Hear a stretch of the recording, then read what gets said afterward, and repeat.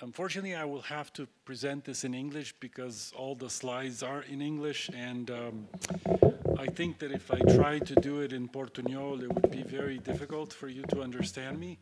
So I think English will turn out to be better. So thank you very much for the opportunity.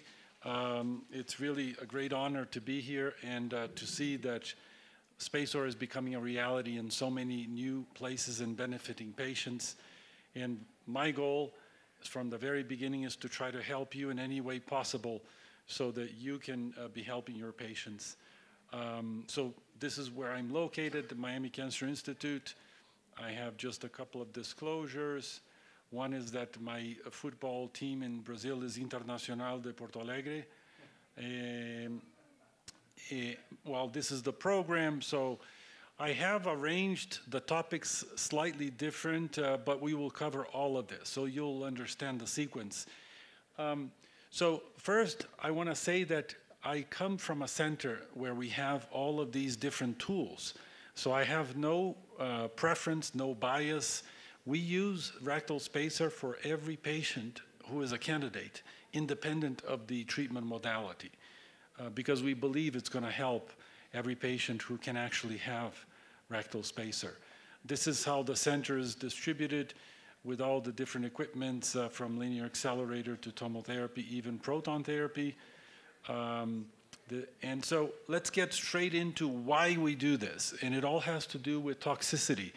And obviously, we are all in this room treating patients. We know these images. Maybe I have the slides for some physicians or audience that is not accustomed to seeing this, but rectal bleeding is a big problem, and it can happen as we dose escalate. This is what it looks like, obviously. After treatment, the patient has rectal bleeding, sigmoidoscopy. Sometimes they will need argon plasma coagulation to stop the bleeding. Now, this is a physician who got treated. He was not a candidate for rectal spacer. We treated him with endorectal balloon, as you see here on the left, and on the right, a year later, he has quite a bit of rectal swelling and bleeding and ulcer, and he had to stop working for a few months because of rectal bleeding. So I'm getting quite a bit of echo here. Is the audio okay? Yeah? So why are we seeing rectal bleeding? Because of dose escalation. As we increase dose to improve disease control, we also lead to a higher risk of rectal toxicity. Obviously, this is mostly 3D radiation, but now we go into IMRT and improved technologies, and we add moderate hypofractionation, and we do this with all of the tools that we have, be it our center or your centers. The fact of the matter is that once you dose escalate, going up to 79.2, as in the RTOG trial, you will see rectal bleeding in patients treated without rectal spacer. And the incidence of rectal bleeding is not low, it's quite significant. So somewhere in the range of 10 to 15% of patients have bleeding. Now, this study created V70s that we should try to respect, and we should try to lower whenever possible to minimize the risk of rectal toxicity. When we look at the moderate hypofractionation trials, we see the same thing. The bleeding rates continue to happen at a rate of 10 to 20%. This is probably one of the most important things to understand. The rectal bleeding risk, the injury, comes mostly from high doses of radiation to small parts of the rectum. So it's really the high dose that is the trigger for bleeding. And that is illustrated in this graph of the CHIP trial, the patients treated with 74 gray, and you see that the spread of events of bleeding happens mostly of V70s of 5 to 15%, and this is exactly the level of dose that we see without rectal spacer. We are in the range of 5 to 15%, and then we see this bleeding that really begins to occur at these dose levels, and there is no way around it. You can't undertreat the prostate, you have to treat the cancer. And as a result, you cause risk of bleeding. This is not meant to see all the numbers. It's just meant to say, if you add blood thinners, it's a bigger problem. You double the incidence of rectal bleeding. So blood thinners, these are the patients who probably should be treated with rectal spacer. They have higher risk. So just to touch on one study on proton therapy, this study compared patients retrospectively treated and not a randomized trial, but they saw a high rate of rectal bleeding, nearing 20% compared to those treated with rectal spacer. And this obviously translated into better quality of life for those who didn't have the injury, didn't have the bleeding. So one final slide, obviously this can also happen in brachytherapy. The one study that we know, SEND trial, has a fairly high rate of rectal bleeding, whether the patients were treated with external beam or external beam and seeds. So the reality, before we move on now to the procedure and technical aspects of the procedure, the reality is, despite modern technology, and believe me, we have one of each of the modern tools, dose escalation comes with potential increased rectal dose and risk of toxicity. And it doesn't matter whether we're using conventional fractionation, moderate hypofractionation, even proton therapy. So what is SpaceOAR system? What is the system? Basically, you will receive a kit that comes in a tray, and you will be assembled to look like this right here. So it has the Y connector that will mix the diluent with the accelerator, and as you inject, it will firm into a gel consistency, as you will experience in the Phantom. The procedure has to be done with a side fire probe. So the probe is basically emitting a sagittal image. Most of the procedure is done in sagittal view, most, but not all of it, and we'll go into that. The SpaceOAR itself will be injected and remain pretty stable over a period of 2 to 3 months, and then it begins to get reabsorbed. In some cases, it may take more than 6 months to absorb. And this happens because the product begins to break down by hydrolysis. It becomes liquid again after 6 months, and the body reabsorbs. So what is the trial that approved or had this device cleared by the FDA? That is known as the SpaceOAR system US trial or randomized trial, pivotal trial. We're all talking about the same one. It's a randomized trial. It had 2-to-1 randomization, so more patients had SpaceOAR, but there were half that were in the control. This is important. The study standardized eligibility, and they only included T1 and T2 stage. And they kept the patients to intermediate or low risk, so PSA less than 20, Gleason up to 7. And the dose was 79.2 and 44. It was a standard dose. Important to say, they did not include patients with more than 80-gram prostate, just because they needed to keep the population consistent. What about the endpoint? What was the endpoint? Was the proportion of patients that they could achieve greater than 25% reduction in the V70 when you add SpaceOAR. And why 25%? Because this is what we believe the evolution from 3D radiation to IMRT produced. So SpaceOAR would be the equivalent of going from 3D to IMRT. Now we could add SpaceOAR to IMRT and make another evolutionary increment. The safety endpoint was obviously the rate of grade 1 or higher events after treatment. This is the slide that shows that the product, the SpaceOAR, and the separation remain stable for several weeks during the duration of the treatment. And this is the basically illustrating the post-implant separation that was achieved in the SpaceOAR group versus the separation without the SpaceOAR, which is really only 1 millimeter or 2. Also to mention, a third of these patients had local numbing as the form of anesthesia, and a third were general, and there were some others. But this is for you to choose. What do you want to do in your clinic? The total time of the procedure, you see it's quite fast. It's somewhere in the order of 15 minutes, 16 minutes. When you're starting, maybe you take a little bit longer. What did I want to say here is basically to say that, again, the primary effectiveness, greater than 25% reduction of V70 in at least 70% of the subjects. So the study didn't really want all of the subjects to get that benefit, but the vast majority.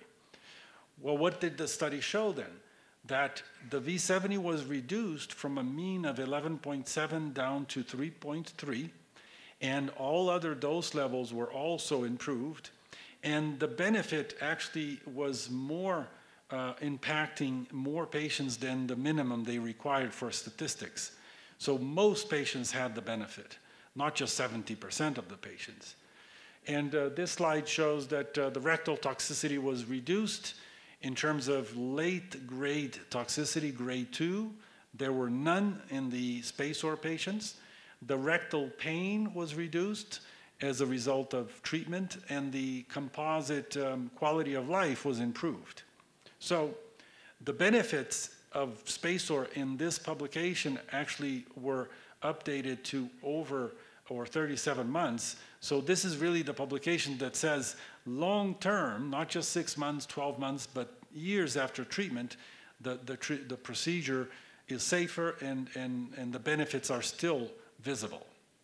So the point of this slide is to show that in terms of rectal toxicity, grade 2, across all reported randomized trials, you see rates of 10 to 20% with rare exception, so it's a pretty big problem.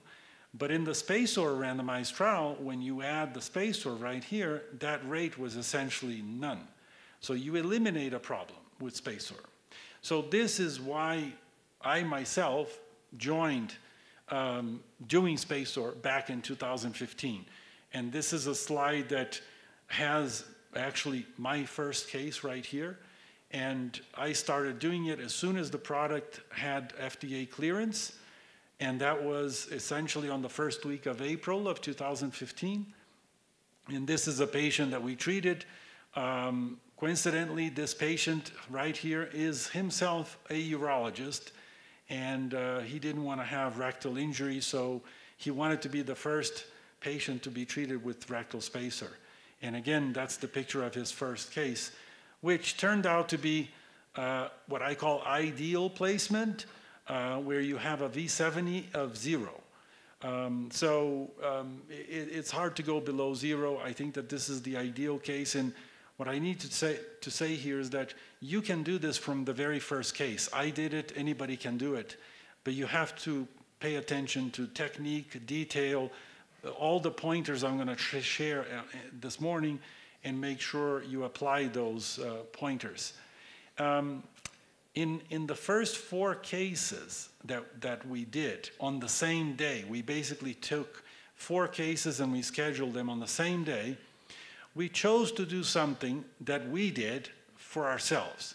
We did a CAT scan before placing the SpaceOAR. And then we moved the patient into the procedure room and we did the SpaceOAR. And then we did the MRI on the same day. We did this because we wanted to have immediate feedback. How well is it? How good did it turn out? And basically we were able to confirm immediately very, very good results. That gave us confidence that for the next case and for the next case, we're good. We're in good shape. Ultimately, the patients had a planning scan 5 days later. This was just an immediate feedback. So for this patient, the urologist, first patient, we had actually planned his treatment with balloon just 2 weeks prior, before the FDA gave the clearance for us to use the product. So we brought him back and did the SpaceOAR. And with that, now we had the same patient had a plan done with a balloon, the plan done with an empty rectum that we did before the gel, and then we placed the gel, and here's his post-gel plan. So we essentially eliminated that 8 to 10% rectum getting 70 gray. It was eliminated. And This is what I was doing at the time in 2015 in Knoxville, Tennessee, in a proton center that had evolved from uniform scanning technology to pencil beam scanning technology. And you see that the V70 rectum is improved by using pencil beam scanning, because you can shape the dose, kind of like IMRT. But if I were to tell you what is the biggest evolution we did, was actually to introduce, and that's going to come up on a slide in a second, just to illustrate this, we are treating patients with a posterior margin of 4 millimeters. This is important because we have to compare apples to apples. You know, what kind of margins are you using? Well, it's 4 millimeter posterior, it's right here, and 6 millimeter elsewhere. And this is the images of the procedure of that patient, the first patient.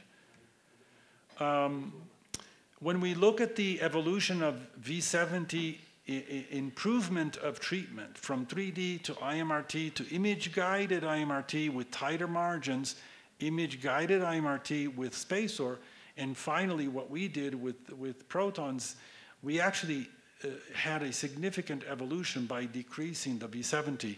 And here you see, now we had treated already 62 patients with pencil beam scanning protons, and the V70 mean is only 1%. Now this is only achievable with a 1% with good gel placements, and I will highlight this a little bit later. So now think about this. We talked about dose escalation, dose fractionation, technology, but rectal spacer is the latest and also so important evolution in the treatment, which now allows us to really enhance the rectal sparing potential. So I began as a pioneer adopter on the first week of April of 2015, collaborating with then Augmentics, now Boston Scientific, to actually develop didactic material, focus on techniques to optimize treatment, develop solutions to overcome technical obstacles like large glands, HIFU, TERP. We'll get into that a little bit later. Implement effective local anesthesia process. How do we do this under local anesthesia? And really develop optimal needle positioning guidelines or guidance for those who want to adopt rectal spacing. So just to illustrate something very important, I was in a center in Tennessee which did not have the ability to do general anesthesia in adults because it was an outpatient facility. So I had no choice but to do local numbing. And when I started between 2015 and 2020, I was giving Valium and hydrocodone to patients, and also, most important, doing the skin numbing with EMLA and lidocaine interstitial, and that worked pretty good. But since 2020, I have only been giving Tylenol. I stopped giving the Valium, the hydrocodone, because patients do not need it. Now, distracting the patient during the procedure is extremely important because they are awake and you're talking to them, and you have to talk to them about your travel, what you have pets, what do you do for work, anything. You have to keep their mind busy and as you're doing the procedure. And you may have to go to extreme measures to distract the patient, and we've done this. You know, if we need to, we go to extreme measures. You know, there's no problem. So the procedure itself, outpatient local numbing, we're saying that we're going to numb the entrance, the path of the needle at midline, and then we also have to numb the right and the left apex as well. You have to infiltrate a good 2 to 3 cc's of lidocaine mixture right at the capsule, and also numb the entire path of the needle. And that's what makes patients comfortable and not having pain. So proper technique, what I employ to optimize in my practice. First, we're going to talk about things to observe on the ultrasound position. Then we're going to talk about visualizing the key anatomy. We want to also highlight needle placement and hydrodissection.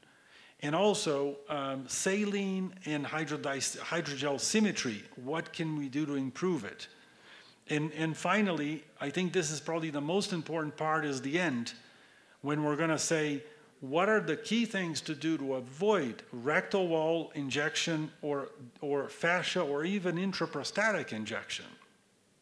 So I'm assuming most of us, if not all, are doing brachytherapy or have done it, and we all know this. Ultrasound is very familiar to us, but you have to realize now that the ultrasound angle is very important here.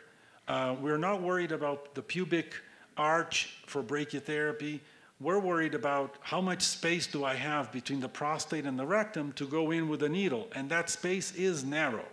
So a probe that is too high, like here, is a problem. You have to have the probe height just right. You need to have the probe align with the prostate, otherwise you would have asymmetry, but also the needle has to be midline as well. So what I do, this is an example of something you might do in your clinic when you're starting, certainly here with the phantom. It's similar to what I'm showing. You would position the phantom as if it were the patient and position your probe. So this is the image on what the phantom and the probe look like from the side.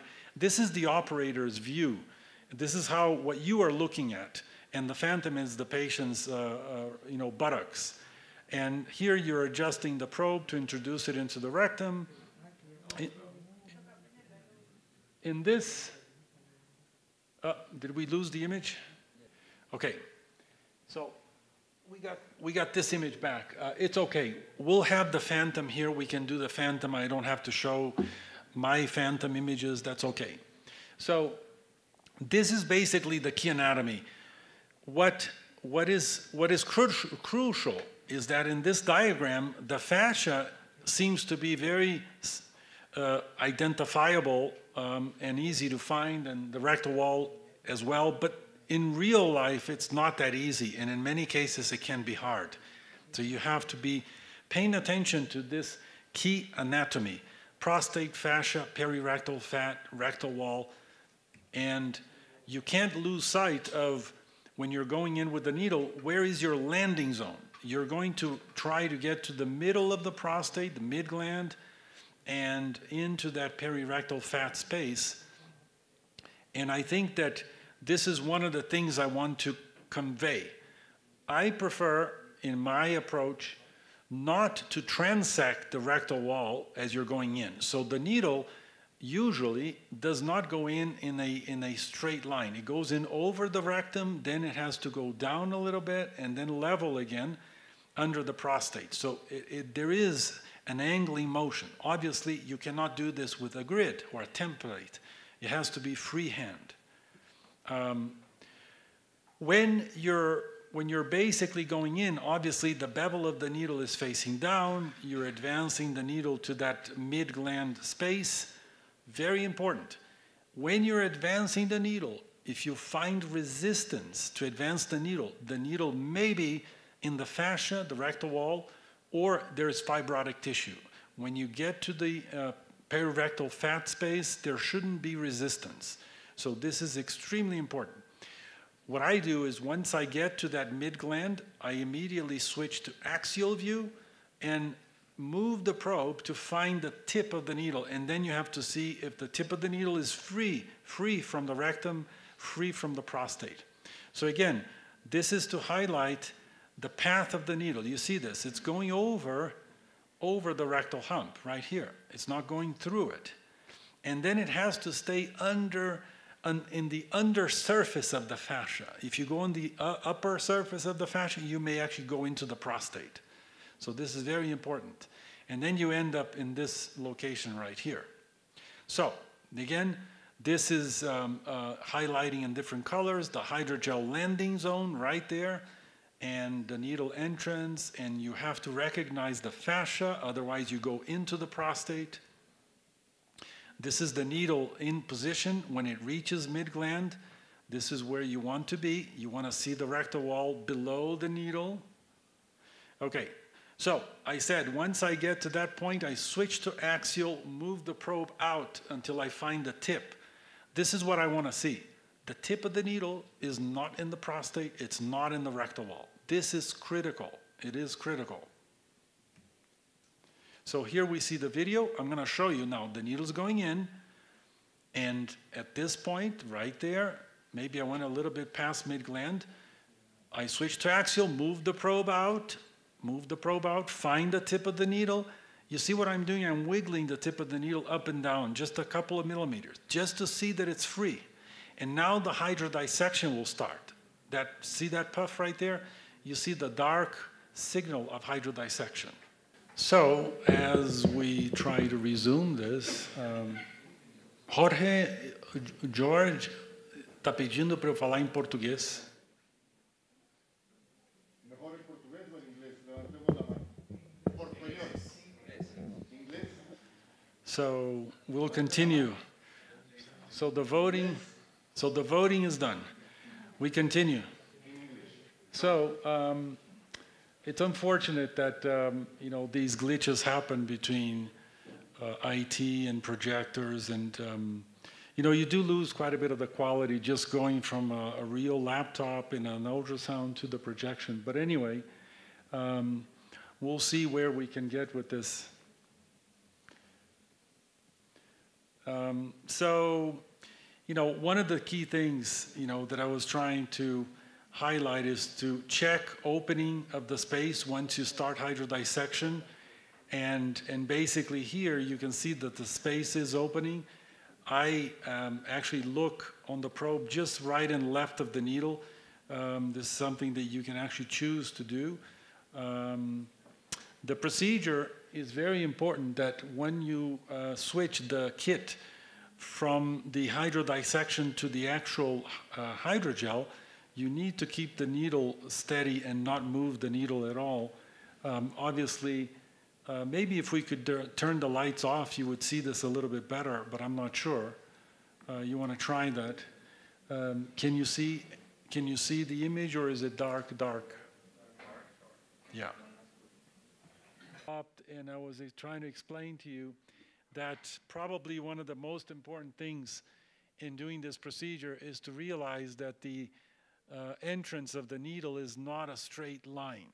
The needle has to go over the rectum, descend under the apex of the prostate, and then end up in the space. That's the landing zone. This is what you couldn't see. I'm trying to use the mouse to point.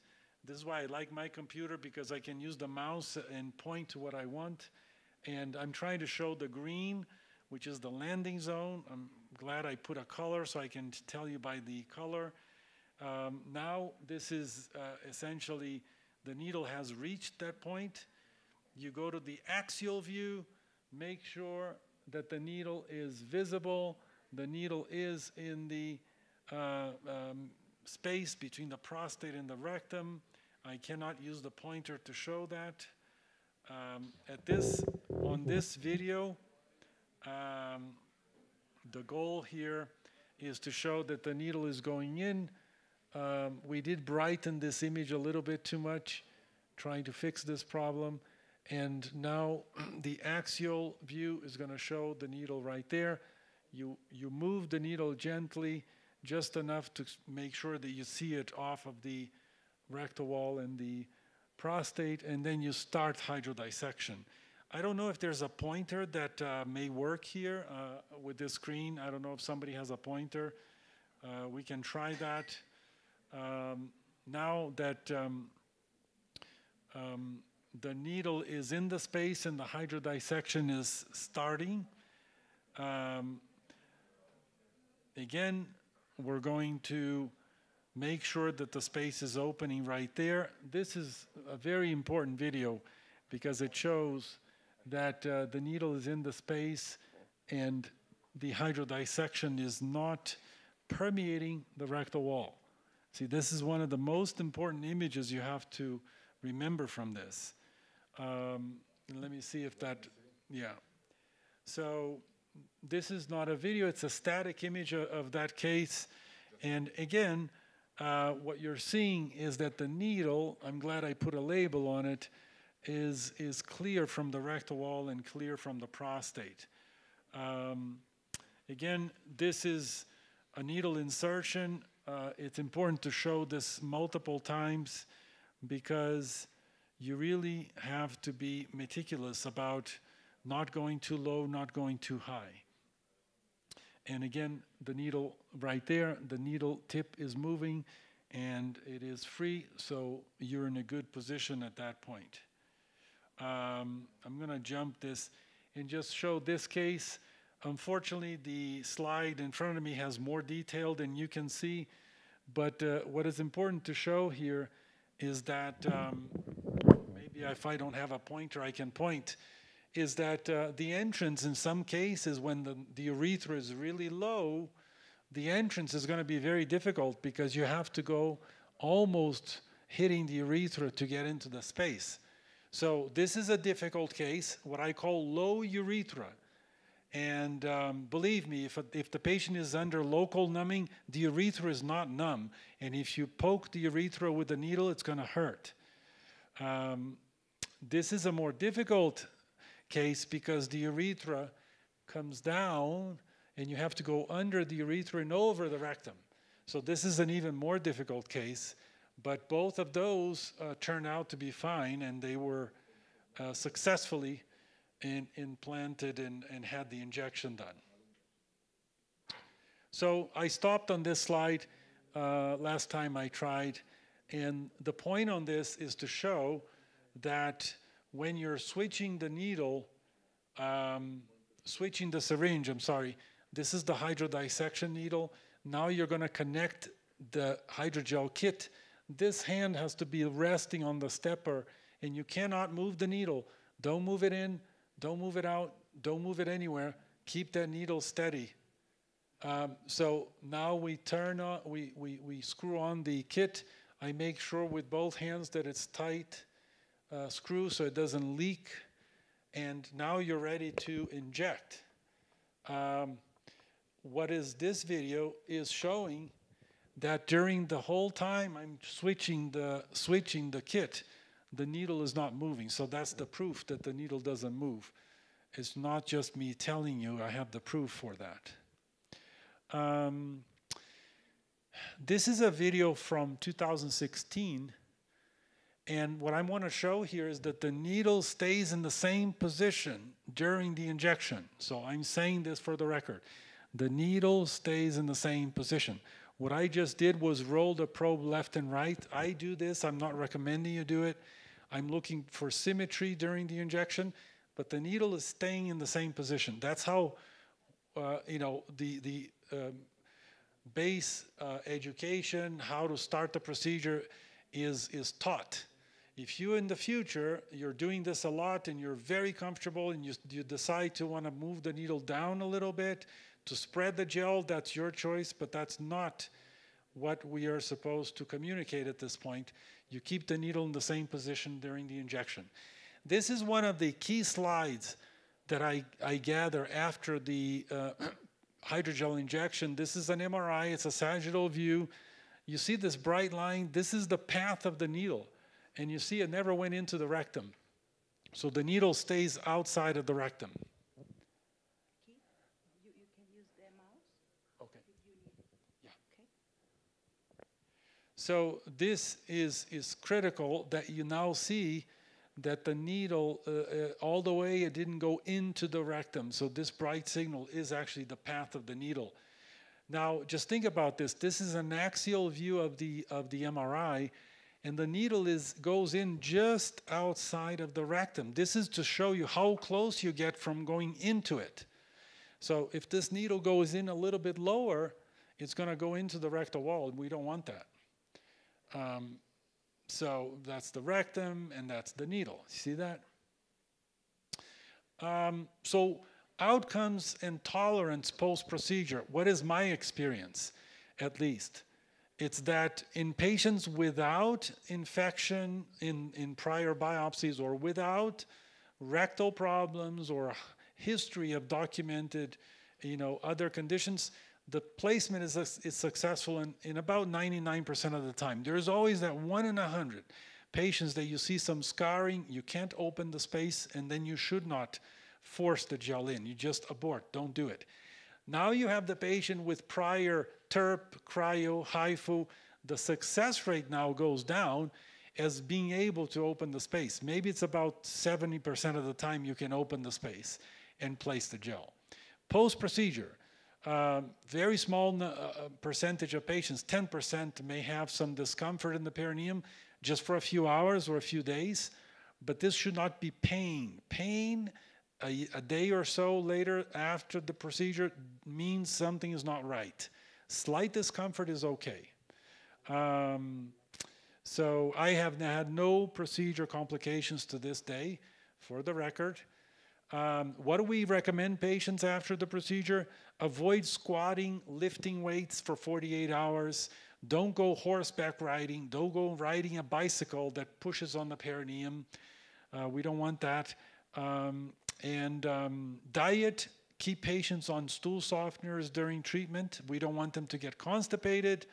The bowel prep before the procedure, as I mentioned, is a fleet enema 4 to 6 hours before. So, minimizing hydrogel asymmetry. These are my cases, okay? For full disclosure, these are mine from the beginning. When I saw this for the very first time, the one on the left, I said, what do I do to fix this? The gel is flowing away. It's flowing left and right, and it's not keeping separation under the prostate. So we'll go over that. The one on the two other images here that I'm pointing, now this is purely a hydrodissection that is asymmetrical, and I did not realize at that point when I was beginning these procedures that I could fix it. And I just allowed the asymmetry to continue, and the hydrogel goes where the saline is going. So if you start with asymmetrical hydrodissection, the gel will become asymmetrical. So how do you minimize this? Make sure that the probe is centered. Just like brachytherapy, the probe has to be centered on the prostate. Make sure the needle is centered on the prostate, and not just the prostate. The needle is midline. And then you can avoid this, right? So that's what you're trying to avoid, this. Now, in some cases, despite having the needle at midline, the hydrodissection will be asymmetrical, just like what this is showing. So if I inject the way this is right now, there will be more gel going to the right. So what is the option? You can do this. I started doing this, but you have to do with caution. Always on sagittal view. You can move the needle back towards the apex, not all the way out, just back towards the apex. Roll the probe to the side you want to go. Now you see the needle, and re-advance the needle. The needle has to be in that dark space that you opened. You cannot advance the needle and inadvertently insert the needle into the fascia or the rectal wall. Now, you see, I'm over to the left side of the prostate, and I fixed the asymmetry. But again, if you do this, you have to be very careful.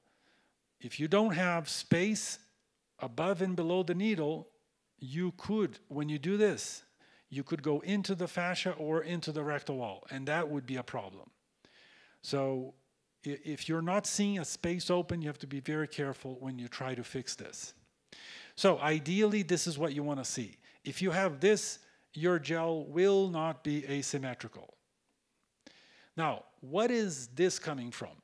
Usually it's a bigger prostate that is compressing the space, but it could be and could result in this. Basically, the gel just flows to the side and you get a droopy gel, minimal separation.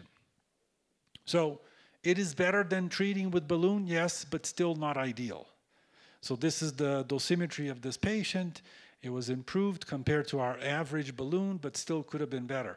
So what can we do to fix this problem? First and foremost, lower the probe. But I'm talking, you lower the probe when you're doing the numbing, you lower the probe again when you're doing the fiducials, and before you go in with the gel needle, you lower the probe again because patients tend to relax, and then you can lower more and more. So then you get this, and you fix that limited space. There is something else you can consider. And again, we are saying when you're learning the procedure, you do the injection in 12 to 15 seconds. You could consider slowing down the injection to 20 seconds, but never stop injecting. If you stop injecting, it will clog the kit. If you slow down just a bit, the gel will firm and more of it will stay under the prostate. So another important aspect to highlight is that, what am I trying to show you here? When the space is very narrow, and you've lowered the probe, and it's still narrow, you see this, the space is so narrow, look at that. Remember that the space may not stay open, so that's like the breathing space. You puff saline, it opens and it collapses again. As long as you see the space opening, you're in the right place. Because it collapses, it doesn't mean that you're in the wrong place. If you see the space opening, it's okay. But remember, a case like this will tend to have the gel flow away from the midline. So slowing down the injection slightly could help. And that's what I do.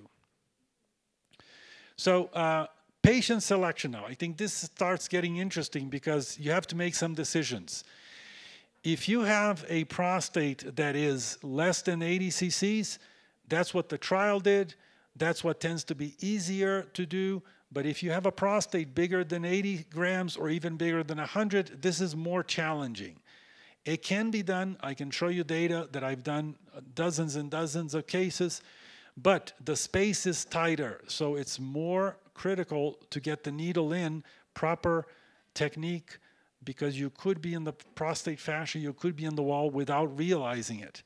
And you have to be very, very cautious. The spreading of the gel away from the prostate is more likely to happen because the prostate is bigger and the space is tighter.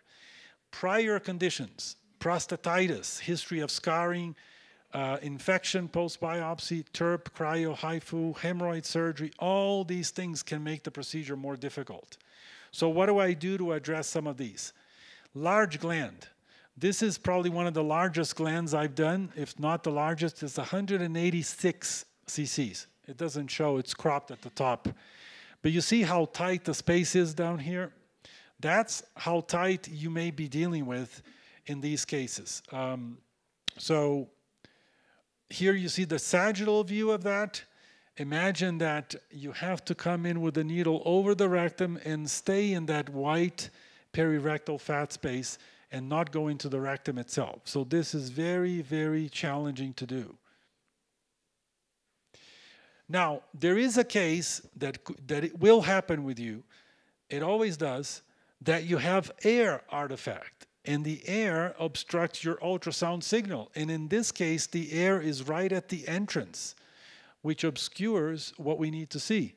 What I do in some cases is use the saline standoff balloon on the probe, which then, when we place the saline standoff balloon and you fill it, you don't fill it, you only put 2 to 3 cc's of saline in the balloon that goes over the probe, then you can see the dark signal, that's the saline inside the balloon covering the probe, and you see the rectal wall better defined now, it's better defined, and then you can see where the space is, but you only put a little bit of saline in the balloon, so not to compress your space.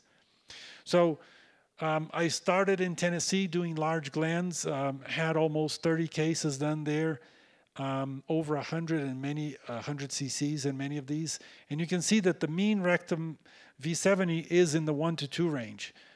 So you get the same results even with large glands. I want to convey a message, and this is important. For anybody here that thinks that you need a huge separation to get a good outcome, think again. That's wrong.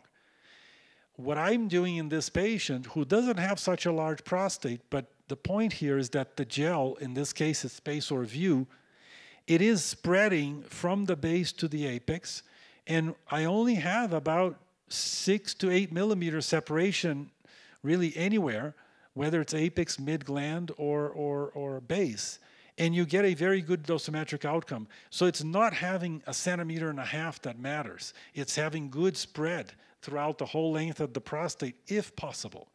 I think that that matters more. So in large glands, I have to say this because it's already published and it's described, there is only one way to do this with large glands. It's such a long distance from base to apex. It's 6 or 7 centimeters. The only way is to start the injection just a little bit above mid-gland, maybe a centimeter, not at the base, but mid-gland above, and then you do the needle pull down of a centimeter or so the gel will spread better. Again, this is not for people to do when they're learning the procedure to be retracting the needle. They have to keep the needle in the same position, but this is something that I found that is what works for large glands. So simply, you need to know this. This is the more updated large gland series that we published from Miami Cancer Institute.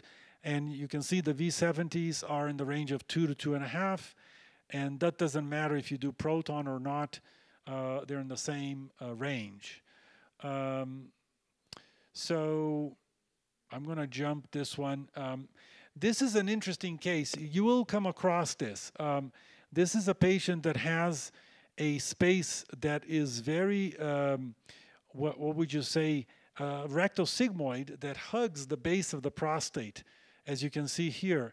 And in this patient specifically, I did intend to start the injection closer to the base, just under the seminal vesicles. And this is not what you would do on the normal, by the book case, but this is the only way you can get this kind of separation. So once you're totally comfortable and doing these procedures with advanced techniques that you will all have, including from your base, brachytherapy, know-how, it helps a lot. You can get to a point of maybe I'm going to put a little bit more gel higher up because it's going to help this patient, and it can be done. So just to illustrate that. That's the case. I'm going to jump through these because I already covered that. So let's go to the SpaceOAR placement in patients with TERP. You will, by definition, we lightened this up a little bit too much, this image. By definition, you're going to be talking about a large gland because the patient needed a TERP. So the space tends to be tighter, and some of these patients have scarring. So it is more difficult to open the space for sure.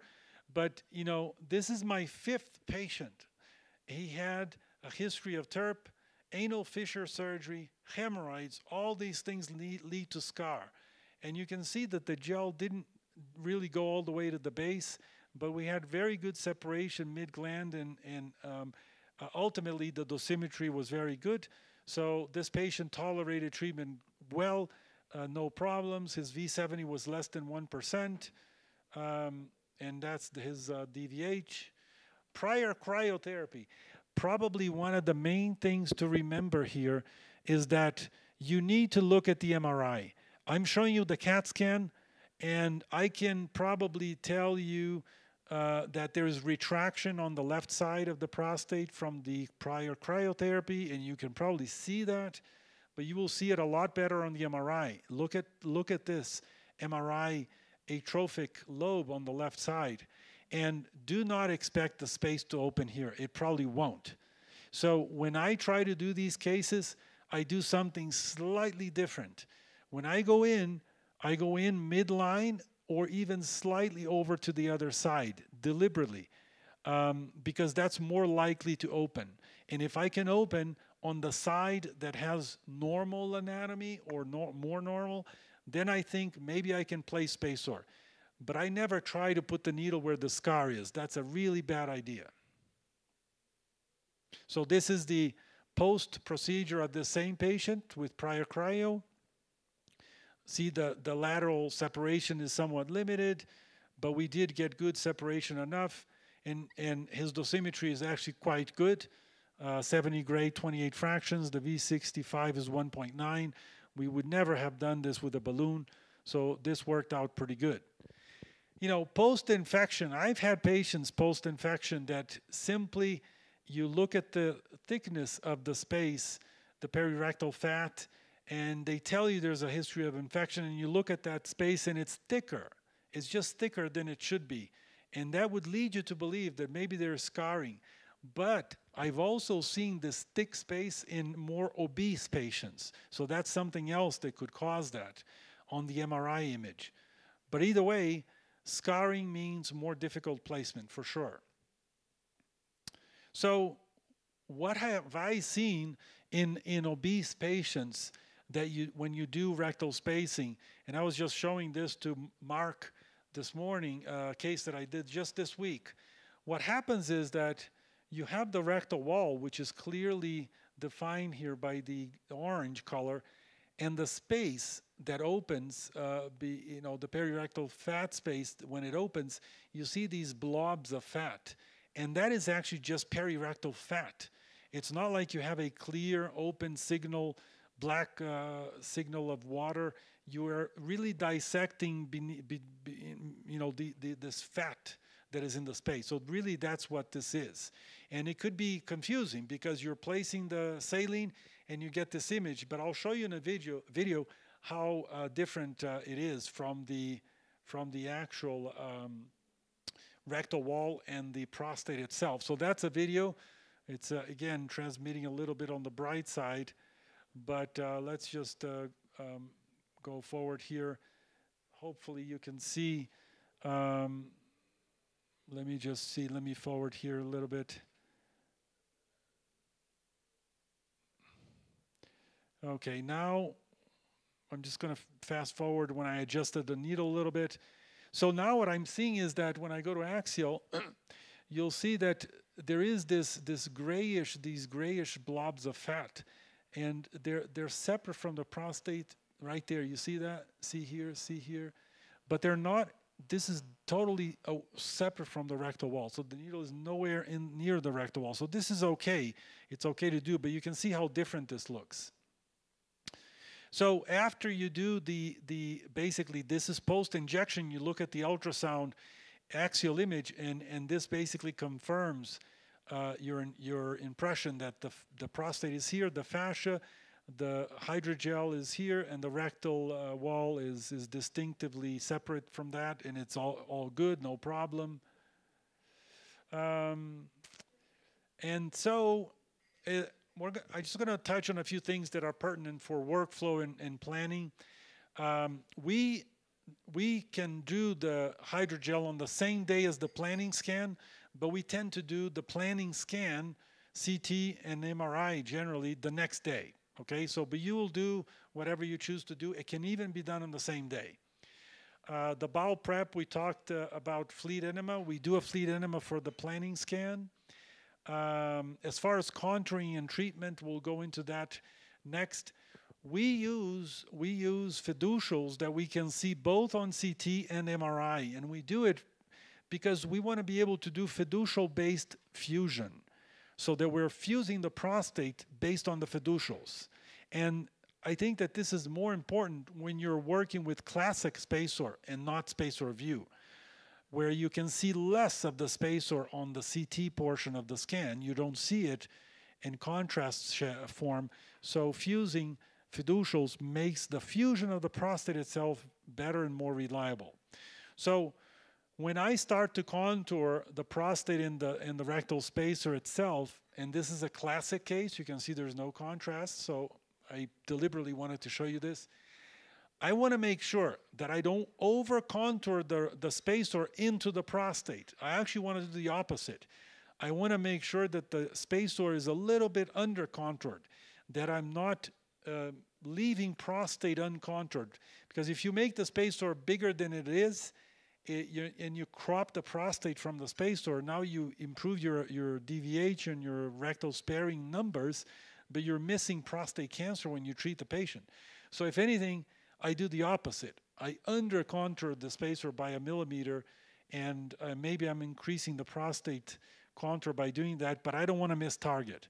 So that's what I do. Look at the sagittal view. If you do an MRI, make sure the fusion makes sense, because sometimes the sagittal view tells you that the pitch of the prostate, the base may be aligned, but the apex is not. So what do you do if that happens? Well, you have to go off of the CT scan, because that's what you're planning with. So you have to rely on the CT scan. The MRI is a reference, but sometimes the fusion is not perfect. So this is basically just showing a classic case on the top. The CT, you don't see it that well. You see it on the MRI. On the bottom, you see everything contoured. So if you have the ability to do MRI in the beginning of your adoption of this device, I recommend doing an MRI. It will give you more confidence of the anatomy and just doing that. Again, that's another image set through the middle of the prostate. It's more towards the apex, and it just gives you better visibility. So just something to consider. That's the same thing on the sagittal view. Now, this is something that is relevant to show, because if you are going to do same day rectal spacer and planning scan, you have to remember that some of the saline you put in may still be here. And part of what you see on the MRI is really not rectal spacer, it's actually the saline that hasn't dissipated away. It may take a day for that to go away completely. So here we see hydrogel, both on a T1 and T2 MRI, and I'm just using MRI to make a point, is that the upper image, the actual spacer appears a little bit fuzzy or grayish. It's not a dark signal image. And so what we're seeing here is true spacer. But under the seminal vesicle, what appears to be bright on the MRI T2 is actually saline. So this scan was done just hours after the procedure. And so when you do same day, remember that some of the saline is still there. It could mislead you. Now, I mentioned the sagittal view fusion. Make sure that it makes sense. This case is to illustrate that if you have air in the rectum or a bladder that is very different, the filling of the bladder, the anatomy will not align. So here at the apex, it may align perfectly fine, but then I get to mid-gland, I start to pick up a misalignment. You see, the orange is how I see the gel on CT. The blue is how I see the gel on the MRI, and they're clearly unaligned on the pitch, and that's because of the air in the rectum. And unfortunately, in a case like this, the MRI was done with air. They didn't put a rectal tube. They didn't deflate the rectum.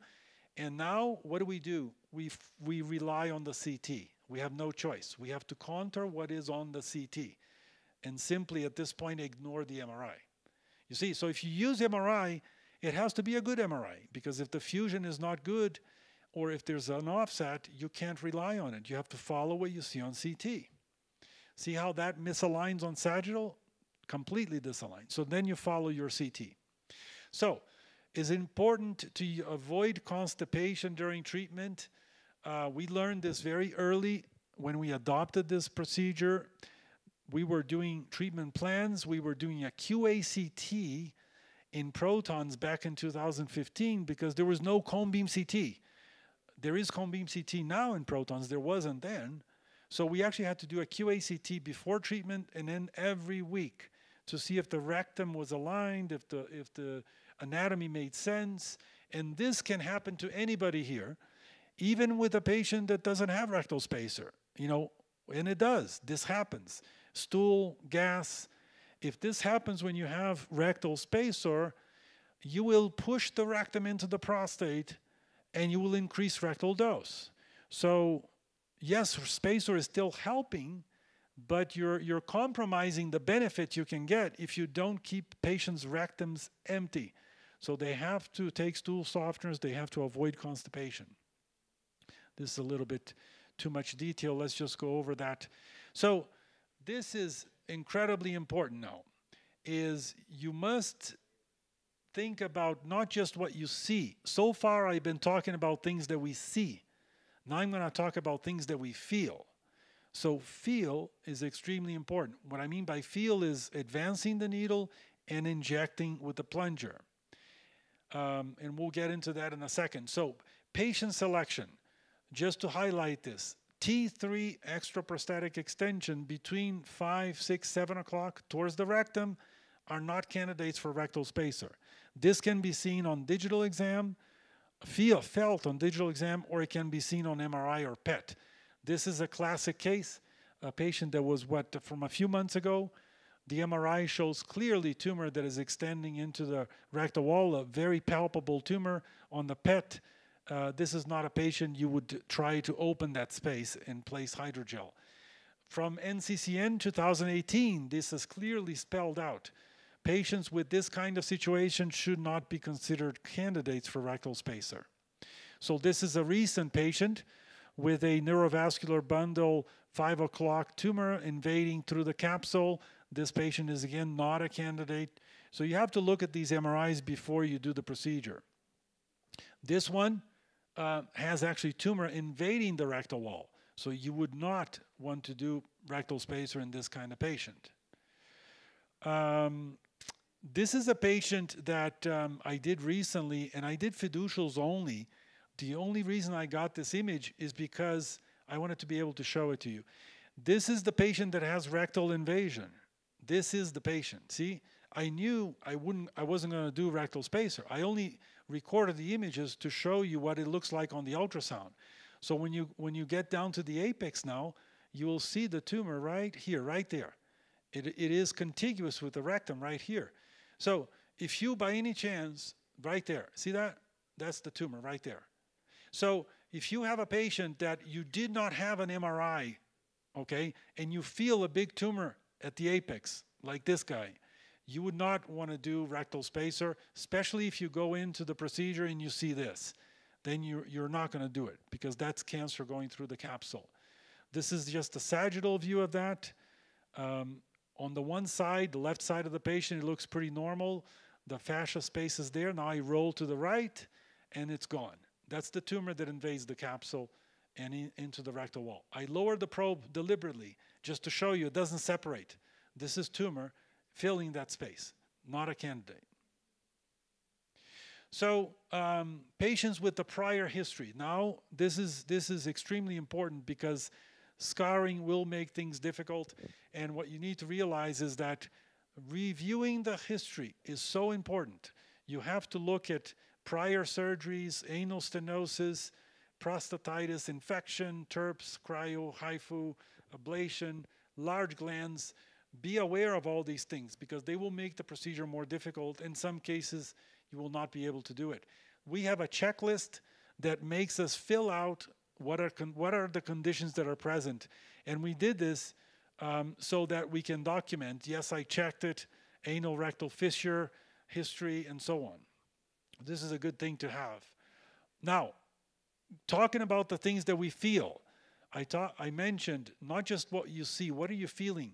Increased resistance to advance a needle into the space can result from the needle being in the prostate, in the fascia, in the wall, or simply a patient that has a lot of fibrosis.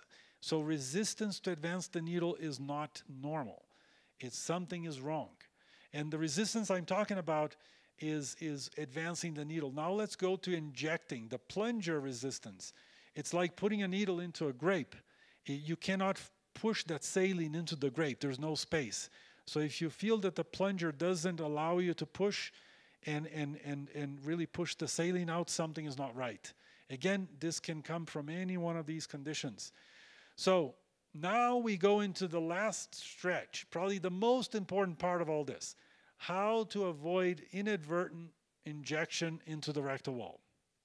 So the anatomy we covered.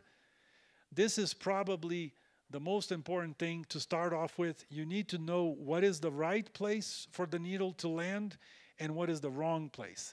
Too low into the rectal wall is forbidden. You cannot do that. Second thing, when you go in with the needle, you may actually inadvertently go into the rectal wall either at the end when you're already near the mid-gland, or you may go into the rectal wall early at the hump. Either one of these is not right and not good, and it will lead to potential problems. What happens when you do this and you don't fix it is that when you start hydrodissection, you're really delaminating the rectal wall. You're opening the rectal wall. And basically, how do you avoid this? It's simple. Look at the axial view when you have the needle in position and wiggle the needle as I'm doing here. See how the needle is free? It's totally free. It's not catching anything and the space is opening. This is a normal situation.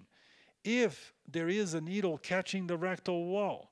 How do you see that? Look at this video. I'm going to move the needle up and it's going to pull the rectal wall with it. See that? Look at that. See that? Okay, if you see this, you have to fix it. Now believe me, sometimes you don't see this on sagittal view. You have to go to axial to find it. That's why I'm highlighting this so importantly. Then how do you fix that how do you fix the position? You pull the needle back, raise it a millimeter or two, and re-advance it. And now we're going to switch back to axial, and the space is going to be open, and everything is going to be fine. Yeah, so this is no longer catching the rectal wall. I just fixed it, a simple maneuver right there. So you have to fix this and not continue hydrodissecting and injecting. You will dissect the wall. The needle is inserted here. It appears to me that it's not going into the wall. You see where it's going? You can clearly see that it's going on over the wall. It's staying in the perirectal fat as we want it to be. And now I'm reaching mid-gland. But how do I know that is not catching the rectal wall? And let's just see how this plays out a little bit. So there's the needle. It wiggles. It's free. There it is again. It's free. But I may see a hint of something. Not clear. But maybe I do see a hint of something. And then I try to start hydrodissecting. And there, my point was that at that point in the video, I could clearly see a separation of the layers already at the beginning of the hydrodissection. So I just pulled the needle back and readjusted it. This is where it is again. I'll show it to you. So here, again, it looks right, but I'm opening there. To me, it's a blurred. Just 1 second.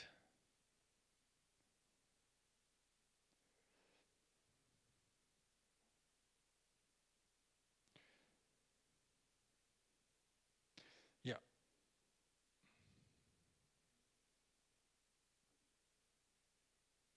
Yeah, I already adjusted it anteriorly. So now at that point, it's actually free by then. Let me see if it continues playing here. So the point is that there are different instances in the procedure when you may see that little layer of the rectal wall that is being caught. And in this case, yeah, this is what I wanted to actually show here. This is quite interesting. I'm still thinking that there's a layer of the wall, and I'm going to pull the needle back and adjust it one more time. And here's the layer that I'm going to make the needle go over it, right there, right there, right there. It's like using the saline to push that layer down, and then you basically re-advance the needle right there. See, now the needle, now I'm convinced that I'm not in the wall. So for all this time, I was trying to convince myself and trying to tease it out. But now it's done. From the beginning, I had doubt about it, and I went back. See, now you have a clear space. Before it was fuzzy. It was not like that. Okay. So this is an image shared with me. This is not my case. The disclosure is down here. You can't see it on the screen. It reads down here, disclosure. Image shared as a consultant to the company. A patient that had rectal spacer, and I had a call from a physician to ask, what do I do now? Do I wait? Do I treat? What do you suggest? What you're seeing here is basically that the entire rectal spacer was injected into the rectal wall. They did not fix what I just fixed. I just showed you how long I took trying to convince myself and fix what I thought was there, and it was. But if you don't fix it, you could end in this situation. Basically, this is like opening the rectal wall in two parts. One is in front and one is posterior, and the entire rectal spacer is injected into the wall. So there is really no creation of separation of the prostate and the wall. You see, the wall of the rectum is here. It's touching the prostate. All you did is basically inject the gel into the wall. And this is bad, really bad. You really never want to have this happen to you. And I just showed you how to avoid that. Now, this is a bad outcome that you really want to avoid, similar to that other one. Basically, the rectal wall is here. It was split open because the hydrogel was injected into it. There's now minimal separation of the rectal wall to the lumen of the rectum. just about that much. And this is a very unacceptable outcome, putting the patient at risk for a fistula. So I've never had one of these cases, fortunately, but this is one case that was called in, and I was asked to give an opinion. This patient had a bad placement, and he had a fistula just 10 days after the placement, so he never even got radiated. And the fistula was already established. So if anything, you have to remember that proper technique in looking to make sure you're in the right space and not injecting if you're not sure you're right will keep you away from these problem cases. And there is no choice but to go to be very compulsive about this. This is one of the cases published in the literature from one institution that treated a patient with rectal wall injection. Ultimately, the patient had a fistula, and this is a very bad outcome that led to a major surgery to correct what was a fistula, and obviously the patient ended up with a permanent colostomy. So how to avoid inadvertent injection into the denoviae fascia or prostate gland? Same principles. The needle could be too high. You can't avoid, you cannot ignore this. I mean, don't ignore this. The needle could be too high, and if it's too high, it's a problem, because you could end up with the hydrogel inside the prostate. Now, this could happen if you don't know your anatomy and if you're not watching the height and the entrance and the separation. So clearly, if the person had gone on to check the axial in this case and had seen that there's no space opening, you would see that the needle is inside the prostate, and you could avoid this. Now, this is a case of mine, and I was able to realize that the needle is catching the fascia, and I did so by actually gently moving the needle down. I saw it on the axial, but to convince myself further, I just moved the needle down just a little bit, and you can see that it pulls the fascia down. So this needle is in the fascia. It's not in the prostate, but it's in the fascia, right there. So always be aware of this potential. You can fix it. So obviously the needle was adjusted and everything turned out just fine. Let me see here. In the interest of time,